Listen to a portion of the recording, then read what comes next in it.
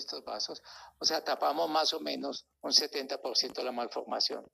Esta malformación quedó un remanente, entonces uno dice, ¿qué hace con ese remanente? Ese paciente, muy buen candidato para radiocirugía. Acuérdense, en tratamiento multimodal. Entonces se lleva a radiocirugía, aquí está, se envía a radiocirugía y a los 2 años queda curado el paciente. ¿Okay? Entonces, las malformaciones, siempre pensar en los diversos tipos de tratamiento y en la combinación de ellos. ¿Okay? No quedó ya nada de malformación, el paciente hasta ahora está curado. Pasemos a otro punto que es muy interesante porque es muy relacionado con lo que es la hipertensión arterial. Miller-Fisher, yo tuve la oportunidad y la gran fortuna de estar con él un día a la semana. En 42 autopsias encontró 114 pequeños espacios que los llamaban lagunas en pacientes hipertensos y los estudió. Y encontró en esos pacientes microaneurismas, depósitos fibrinoides, y él los llamó en esa época a esa patología lipohialinosis. Por eso es que a la patología asociada con hematomas profundos por hipertensión se llama lipohialinosis, porque al doctor Miller-Fisher se le ocurrió llamarlos lipohialinosis porque encontró un material hialino dentro de sus paredes en ese tipo de lagunas. Entonces, ¿qué se encuentra en estos pacientes? En estas arterias perforantes basales, acuérdense de eso, que son las arterias de la hipertensión. Se encuentran estenosis del lumen, anteriormente los habían encontrado con microscopio de luz, unos franceses que se llamaron Charcot y Bouchard, por eso se llaman microaneurismas de Charcot y Bouchard.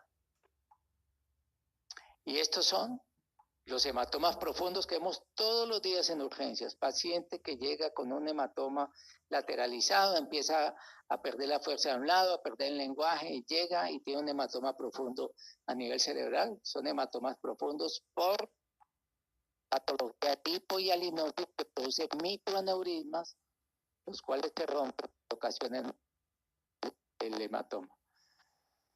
Entonces, ¿dónde están las arterias perforantes basales, que son las asociadas con hipertensión?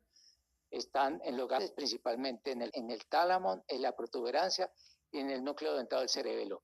Por eso los hematomas hipertensivos que afectan las perforantes basales por lipohialinosis se encuentran en su orden de frecuencia: putamen, tálamo, protuberancia y cerebelo a nivel del núcleo dentado.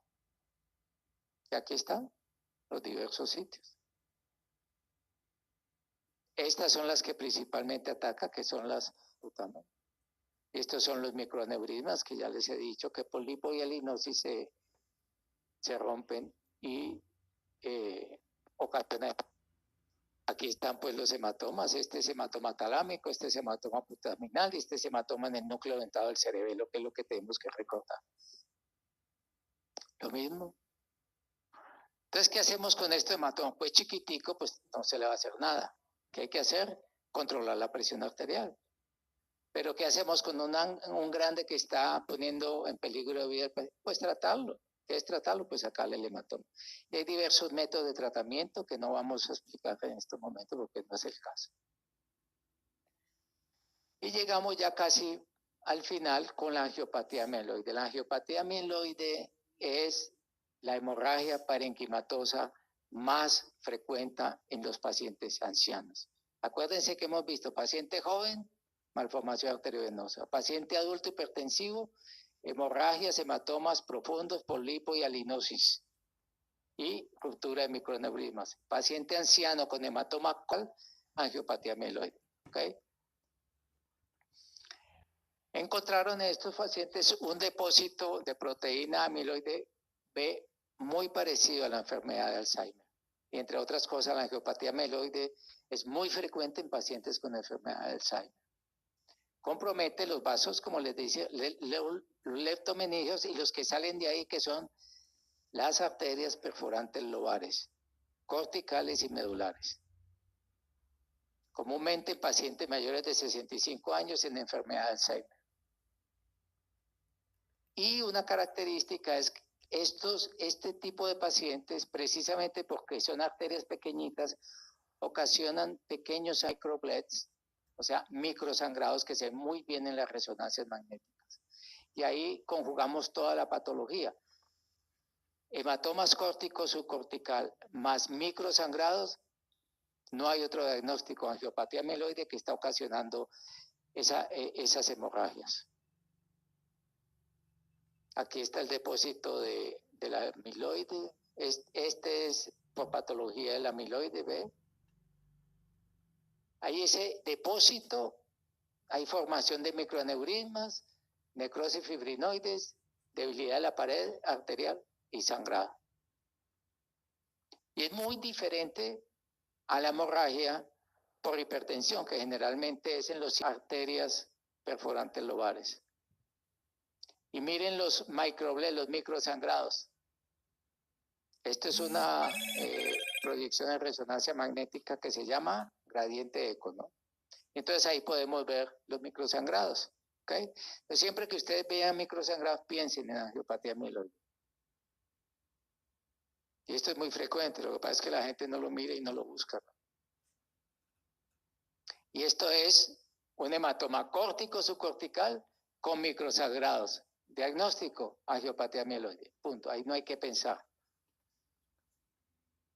Esto pues es la patología. Aquí están el hematoma, los microsangrados, y toma por angiopatía amiloide, córtico subcortical y profundo. ¿De dónde es este? Probablemente del putamen, que es el característico de hipertensión arterial. Bueno, esta es una paciente que hicimos más o menos, paciente de 71 años, hipertensa, etcétera, etcétera, y se cayó. Y miren lo típico, hematoma córtico subcortical. Les trajimos el hematoma y la patología dio una angiopatía amiloide. Y aquí está la viejita. No solamente se fue la angiopatía amiloide, sino se cayó y se pegó un porrazo, y por eso tuvo una relativa contusión cerebral, ¿no? Y realmente, y hacer sus cosas por sí mismo.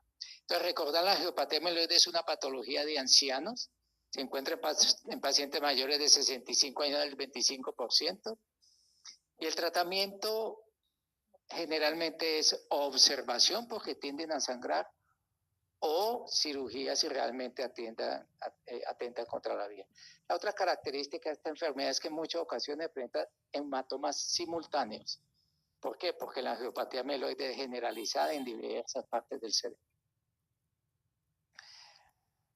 Hematoma de origen venoso, solamente para tener en cuenta. Así como hay trombosis venosa profunda, puede haber trombosis de los senos venosos. Al haber trombosis de un seno venoso que drena, las venas que van a tener flujo anterogrado hacen flujo retrógrado para buscar salida por otra parte.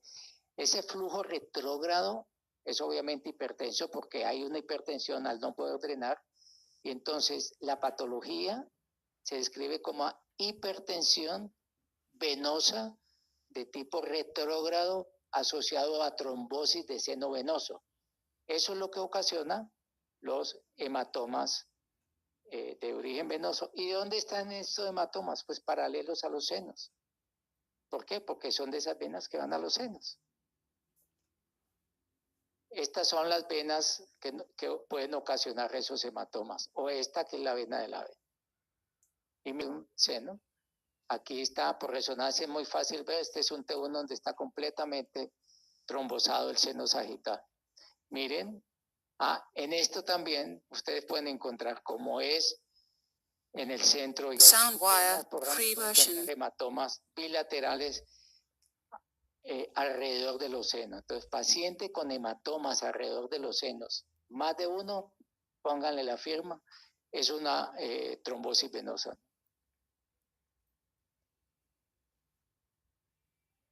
Y por último, para tocar algo del tema de la cocaína que tanto se habla, por lo cual atraviesa la barrera hematoencefálica en forma rápida y eficaz.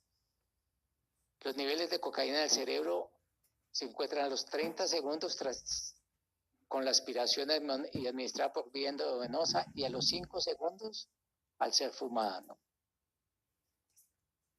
¿Qué es lo que hace la cocaína? Bloquea la recaptación presináptica de catecolaminas y serotonina. Entonces el paciente va a tener muchas catecolaminas y mucha serotonina funcionando sin que se recapten a nivel de la hendidura sináptica. Entonces vamos a tener, esto termina siendo un agonista dopaminérgico y este es lo que se explica y donde principalmente el sistema corticolítico, la psicoestimulación, el mecanismo de adicción. Como hay mucha adrenalina, noradrenalina, entonces vamos a tener un efecto adrenérgico. ¿Y cuál es eso de efecto? Un aumento agudo de la presión arterial. Y ahí es cuando se presenta la hemorragia intracerebral, por efecto agudo de la presión. ¿Y dónde afecta la presión arterial? ¿Y a qué vasos? Los vasos profundos, principalmente las hemorragias asociadas por cocaína o por drogas simpático-miméticas es a nivel profundo. Pueden ocurrir en cualquier, pero principalmente es a nivel profundo. Adicionalmente, el aumento agudo de la presión arterial produce lesión endotelial, vasoconstricción con infartos subcorticales. Y tienen efectos serotoninérgicos porque también hay aumento de la serotonina. La serotonina del tromboxano A2 inhibe la prostaciclina y esto activa la acción plaquetaria con formación de microarterias y puede haber trombosis y eventos isquémicos.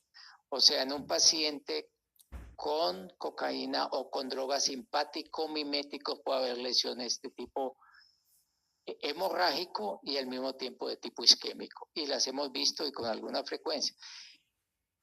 Este es el mecanismo que detecta en la orina y puede ser detectado en la orina 3 y 4 días después del último consumo, ¿no? Hasta 10 en consumidores crónicos. Y eso es lo que se busca pues en los servicios de urgencias. El uso de cocaína se relaciona con isquémicos, principalmente por la actividad serotoninérgicas, y hemorrágicos, principalmente por la actividad adrenérgica. Miren esto que es impresionante, es un estudio reciente del 2013, bueno, más o menos reciente. 102 pacientes consecutivos con hematoma parenquimatoso se le efectuó medición de la droga en la orina y el 20% fueron positivos, 20%, principalmente en pacientes de raza negra y en jóvenes. El 70% positivos fueron mayores de 50 años. Y el hematoma encontrado más frecuente fue hematoma, aquí lo llaman subcortical, pero realmente es, pero fueron positivos, fueron más frecuentes lobares, ¿no? Entonces volvemos otra vez. Hematomas profundos asociados por hipertensión arterial aguda, secundario a estímulo adrenérgico por falta de recaptación o captación de la adrenalina a nivel de la hendidura donde pasan las neurohormonas. Entonces, esto es lobar y esto es profundo. Esto es más de tipo de drogas simpático-miméticas o por la cocaína. Por último, solamente para recordarles hoy que hay tantos tumores, muchos tumores, se pueden presentar por hematomas intracerebrales, ¿no? O sea, un hematoma intracerebral, solamente para recordar de eso. Y hay infartos cerebrales que por reperfusión, o sea, se hace el infarto y luego se reperfunden, ese infarto cerebral se puede transformar en hemorragia. Entonces hay hematomas asociados a infarto cerebral. Que este es un infarto cerebral transformado en una pequeña hemorragia y este en una gran hemorragia. Bueno, mil gracias. Hay opción de preguntas. No sé si tienen preguntas o los que están escuchando por telemetría, si tienen opción de preguntas, con mucho gusto.